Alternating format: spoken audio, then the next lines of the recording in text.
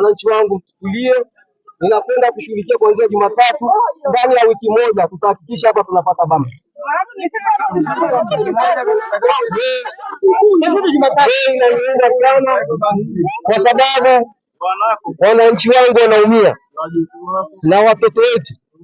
Jamani, niseme hili jambo sikuwa nalijua katika eneo hili. Leo ndio nimepata taarifa hii, ninakwenda kushughulikia. Kama mnavyofahamu, sisi tumechaguliwa hatuna hata zaidi ya miezi miwili.